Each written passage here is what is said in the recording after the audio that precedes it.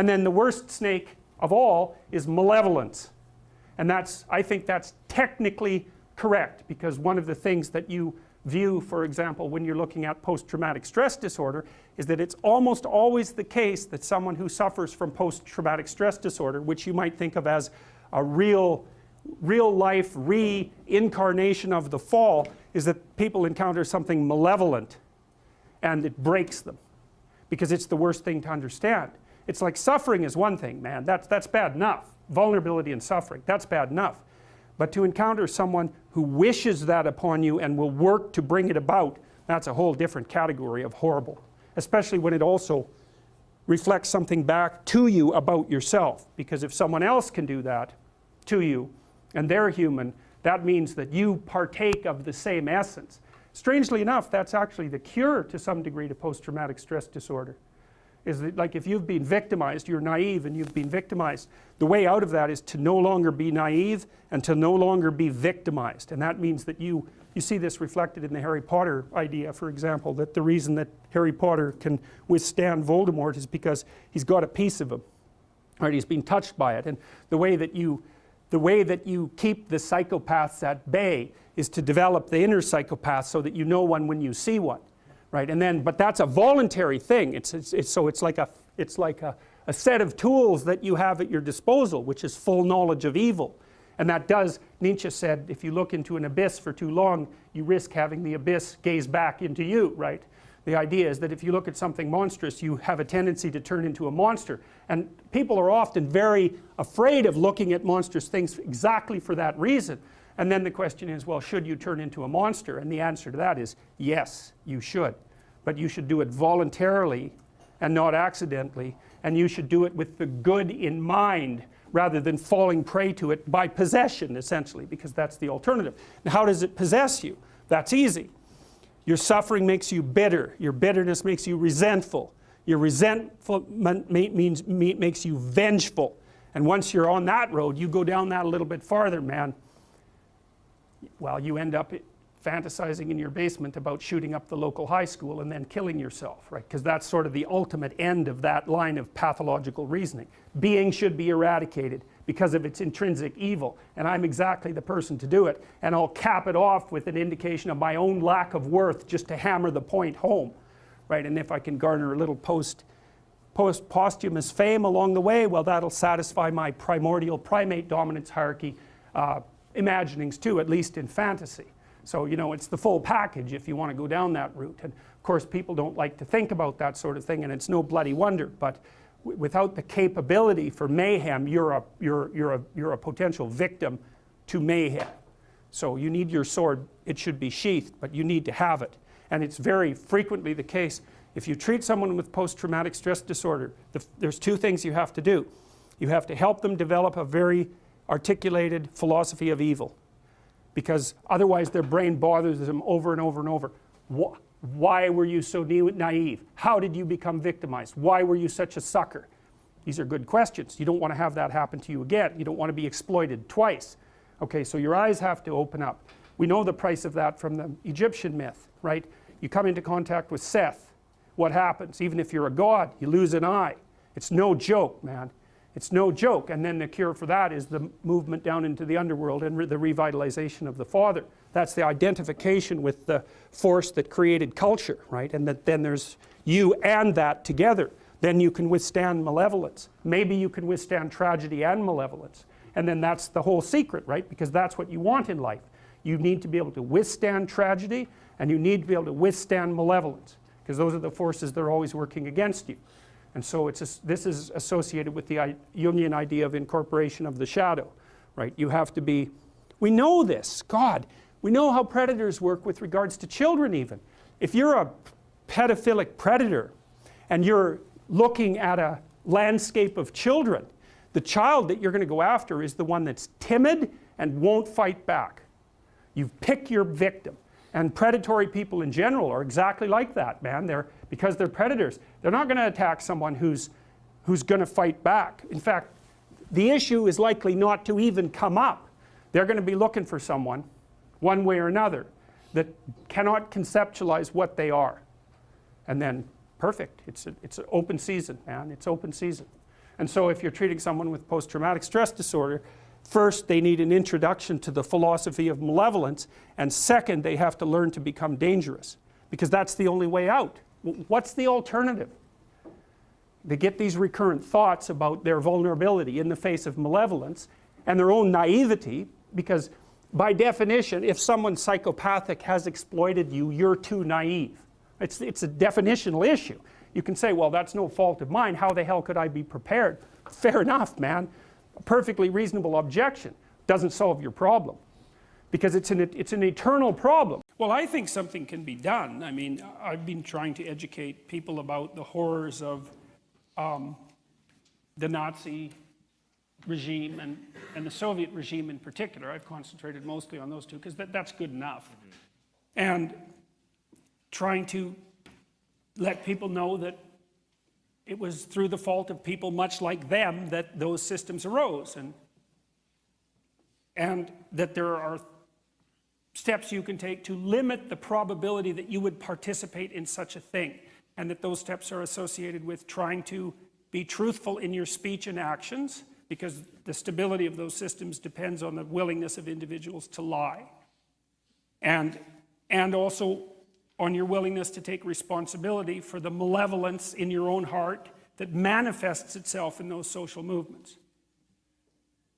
And so that when I do my lectures, when I do talks like this, when I put them on YouTube, what I'm trying to do is exactly that, because that was the best pathway forward through such things that I could think up over 20 years of thinking about it.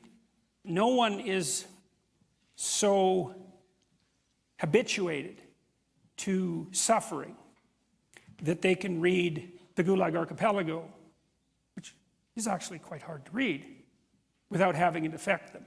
Like, you're psychopathic if that book doesn't affect you, you know. It should, if you read it properly, it affects you deeply. And it's not the only example of that kind of literature. So the people who are habituated aren't. They've just been shown low-resolution representations of things they don't understand that look vaguely bad. They don't know a damn thing about them. And our education system has done a tremendously appalling job of educating young people about the absolute catastrophe of radical leftism. Now, it's not much better with regards to, say, the actions of the Nazis, although I would say on average people are more aware of that. But they don't. But it's shallow knowledge. So you make the knowledge deep, and deep knowledge changes people and wakes them up. You know, I mean, the only reason that I ever got convinced that good and evil were real, more real than anything else, wasn't because I learned that good was real. That's hard. That's hard. It's hard to learn that. You have to find examples of transcendent good, you know. They're rare. Evil? All you have to do is look. You read history a bit. And read it like it's about you. And there's no way that you can do that without a transformation. But people won't do it. It's like, you want to imagine yourself as an Auschwitz guard? That's a rough thing, you see, because you have to figure out. See, Jung said if you confronted the shadow, which is the dark side of people, the aggressive side, the malevolent side, that it really reaches all the way down to hell. And Dante sort of was trying to put forward the same thing when he wrote the Inferno, right, with the levels of evil, right, because it was a voyage through the levels of evil right to the bottom. He thought the bottom was betrayal. It's pretty good. The center of malevolence is betrayal. I like that, because to betray someone, you have to get them to trust you, and trust is a moral virtue, right, especially if it's courageous trust, because it puts you in alignment with other people and allows you to move forward into life. And if you betray that, it's like a knife in the heart through the back, especially if it's someone who loves you, betrays you, and especially if they betray you for your virtues. That's a really nice twist. So I believe, because I think that people are capable of good, that if they know enough about evil, that will straighten them out. So, but who wants that? You know, this is one of the things I really like about Jung. He's often regarded as a New Age thinker. That's wrong. He's no New Age thinker. He knew that the pathway to enlightenment was barred by the necessity of a passage through hell. And that no one was going to do that. That's why there isn't a world full of enlightened people, you might say. Like if it was just a matter of doing nice things, following your bliss, let's say, however you might put it, then why wouldn't everyone walk up the stairway to heaven? That isn't how it works. That's not how it works at all. I don't think you can be convinced of the necessity for moral action until you understand exactly how dark and terrible things can get, and that it's your fault that they're getting that way. Who wants to think that? So, you can think it though, but not without it burning you. If you ask for something, it will be given to you, right? It's a very strange idea, but I like that idea a lot, and I believe, in my experience, that has been true. If it was that I wanted what I was asking for, because that's the real issue, right? Because the question is, if you want something, what does it mean to want it? And what it means is to sacrifice whatever is necessary to get it, because otherwise you don't want it. And so there's an equation here, and I'm not claiming its ultimate accuracy, but the equation is something like, you don't want it unless you're willing to sacrifice for it. And if you don't want it, you're not going to get it, because you're scattered. But if you do want it and you make the proper sacrifices, then God only knows what might happen. And that's see, one of the things I really like about the existential philosophers is their emphasis on personal responsibility. You know, many of them had an emphasis on the role that people had in shaping their own destiny. For the existentialists, and I think this was a consequence of the religious substructure of philosophical thinking, it was self-evident that life was tragic and bitter. And fair enough, but that isn't where it ended. The next issue was, well, there are better and worse ways of dealing with that, and the better way of dealing with the fact that life is tragic and bitter is to posit the self you could be and live authentically in relationship to that. And then the next issue, and this is something Kierkegaard talked about, particularly when he talked about the necessity of being a knight of faith, is that the thing is, and this is, I think, part of life that's the intractable adventure. No one can take the adventure of life away from you. They can't do it with good advice, for example, because no one can demonstrate to you that if you straighten yourself out and aim at what you want and make the proper sacrifices, that your life will turn out in the manner that you might want it to turn out. It isn't in anyone else's purview to make that judgment. The only person that can possibly figure that out is you. It's something that can't be stolen from you. I would say it's your destiny. It's a destiny that cannot be stolen from you. And you can forego it. You can say, well, I'm not willing to put in the effort, because what if I fail? Well, first of all, if you don't put in the effort, you will fail, because life is hard. And it takes everything out of you to do it properly. So you will fail. And if you make the proper sacrifices, you might fail. That's why I like the ambiguity in the story of Cain and Abel, because we're never really told why God rejects Cain's offerings. There's hints that Cain maybe isn't doing as good a job as he should, and he certainly gets bitter about it, but there's no smoking pistol. It doesn't say, well, Cain is a bad guy, and he made terrible sacrifices, so God rejected him. You never know. Cain might have been working pretty damn hard, and things still didn't work out for him. And I think that ambiguity is appropriate in the story, because that ambiguity is in life. You'd be a fool to say that everything always works out for everyone if they just do things right. I mean, I think that's a very careless thing to say, given how much tragedy and catastrophe there is in the world and how much of it seems to be undeserved. But that still has very little bearing, I think, on your own individual adventure and the necessity for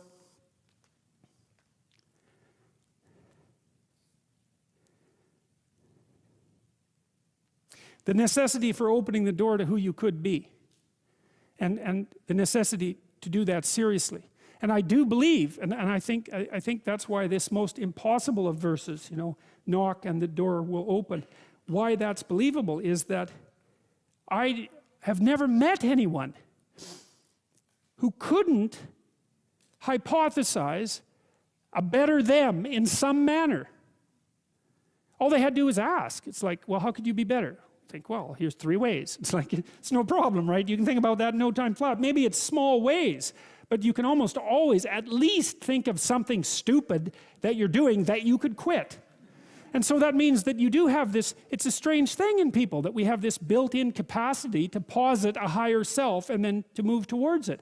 And maybe that's part of where the religious instinct really came from. Speaking like really reductionistically, like as a materialist, as an evolutionary psychologist, we have this notion of the transcendent ideal, right? That seems to be pervasive across cultures. Well, maybe that's the ultimate manifestation of the human proclivity to be able to posit an ideal at all. And to move forward, you posit an ideal. Okay, you need that to move forward. Well, if you can posit an ideal, why can't you posit the ultimate ideal? Well, if you can, then instantly you've got a religious sensibility, instantly. And so maybe that's because I've puzzled, like, as a biologist, what the hell is the basis of the religious instinct? Because the idea that it's mere superstition, like, we can just dispense with that. That's wrong. It's a human universal. You can evoke religious experiences all sorts of ways. So we're not going to play that game. There's some reason that instinct exists. And the first thing to do with it is to try to reduce it to something that's biological and leave it at that, not to mess with the metaphysics. But it certainly could be the case that it's the ultimate extension of our capacity to posit an ideal. And we also might say, well, that's good enough because, well, the ideal moves you forward. It fills your life with meaning. There's no doubt about that, because it is in the movement towards your ideal that life's meaning is to be attained. And then the question is, well, how much meaning is there in moving forward towards an ultimate ideal? Well, more meaning, even though it's more difficult. How much?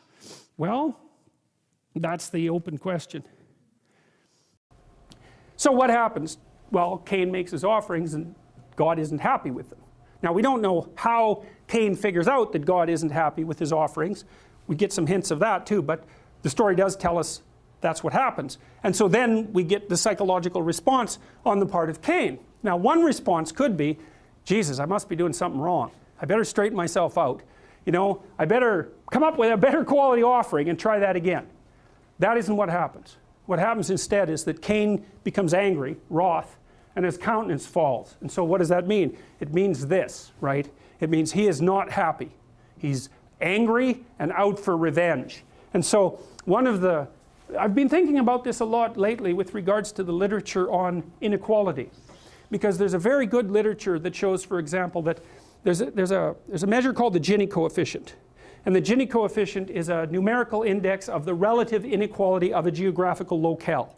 So, for example, if you went to Newfoundland, where everyone is roughly not very rich, or North Dakota, say, almost everyone there is, say, lower middle class, something like that, or upper working class, something like that. Very little variability. Low Gini coefficient, okay? And if you go to Miami Beach, say, where everyone's rich, low Gini coefficient, because it isn't an index of absolute wealth or absolute poverty, it's an index of relative poverty. And so if everyone's rich, the relative poverty is low, and if everyone's poor, the relative poverty is low. Now, one question is, where's the crime? And you might think, well, the crime is where the absolute poverty is high, right? Or the absolute wealth is low. That's where the crime is. That's wrong. If things are relatively distributed in an egalitarian manner, the male-on-male crime, especially homicide, is low. And it's also the case where everyone is rich. But if you go into places where there's some rich people, but not very many, and there's a lot of people who are comparatively poor, then the male homicide rates and violent crime rates amp up substantially. And it's a consequence of male-on-male competition. And so what you could derive from that, and maybe even reasonably, is that you should flatten out the damn income distribution, because you're destabilizing the society by facilitating male criminal aggression. You can make a good case for that. You know, in places like Colombia, where the Gini coefficient got unbelievably extreme, society got so violent that it could barely hold itself together. So you can make a conservative argument for redistribution of income, using the observation that if the income distribution gets too extreme, the whole bloody thing starts to destabilize and might fall. But then you also might say, well, wait a minute, is it inequality that's driving the violence? Or is it resentment of the inequality that's driving the violence? Now that's a tough question, because you might say, well, what if the game is rigged and there's no way of moving up the power hierarchy? well then maybe anger and the desire for revolution is the appropriate response. But that doesn't really mean to me that the response should be the sort of thing that you see in high Gini coefficient neighborhoods, which is intraracial violence between men. So for example, in neighborhoods where there's high murder rates, the murders are always between young men, and they're always within race. And so that doesn't seem to me to be exactly a politically revolutionary move, right? It's more like violent competition for the sake of attaining status. And you might say, well, that's reasonable, but because the inequality is there and men need to find status because it's part of what drives them forward, it's part of what makes them attractive to women, it's a necessity. Well, the question is, do you attain status through destruction, or do you start making your offerings, putting your offerings in order? And that's something we really need to figure out, because that's a fundamental political question. It's a fundamental political question. Anyways, what happens in this story is that Cain decides that the fact that God isn't accepting his offerings means that he's entitled to become angry and negative. Those two things are both put together, right? He's wroth, he's angry, and he's also depressed. And so he's in a state of mind that, well, I think the best characterization for that is hostile resentment, because it's unfair. It's like, yeah, it's unfair. So what are you going to do about it? You're going to get destructive about it? Or are you going to change your approach?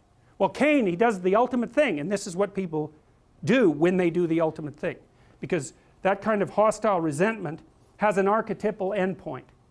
And the archetypal endpoint is the point that you get when you're hostile and resentful because you haven't been successful. And then you go sit in your mother's basement for about 10 years. And then you start imagining just how nice it would be if you shot up the local high school so that everybody knew your name. And what happens is you go from, I'm irritated because things aren't working out for me very well, to I'm irritated and I hate those people for whom things are working out well, to I'm irritated and I hate the fact that the world is set up so that this has happened to me. And then you go to, well, because I'm irritated and hate the world, I'm going to do whatever I can that will destroy it most rapidly and with the highest possible amount of pain and suffering conceivable. And at that point, then you don't just go shoot up the high school, you go up and shoot up the elementary school.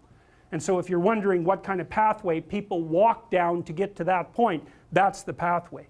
And the ultimate cap of that is, well, I'll kill the kids because, well, we already know that killing the innocent is a lot more effective than killing the guilty. And then just to cap it off, I'll blow my head off at the end just to show you just how goddamn pointless it all is. And so that's the logical extension of Cain's attitude. And you might think, well, that's a bit of an overreading, and I will say it's not an overreading at all. It's exactly what happens in the text. So it's exactly what follows it. So fine. So Cain is not happy. And so who's he not happy with? Well, he's not happy with God. And so what does that mean? Well, we've already unpacked this. He's not happy with the social contract, because that's part of the spirit, the patriarchal spirit, let's say. And then there's more to it than that, because we've already analyzed what God, the idea of God might represent in the background of this story. He's not happy with the transcendent. He's not happy with the idea of the logos, all of that. No faith in the transcendent. Nothing but, he does nothing but despise the social contract, and he's got no faith whatsoever in the logos, let's say, the word that brings chaos out of order. He's got nothing but contempt for all of that. And you know, certainly you know people like that. And if you don't know them, you just go on YouTube and read the comments, and you'll see all sorts of people like that. So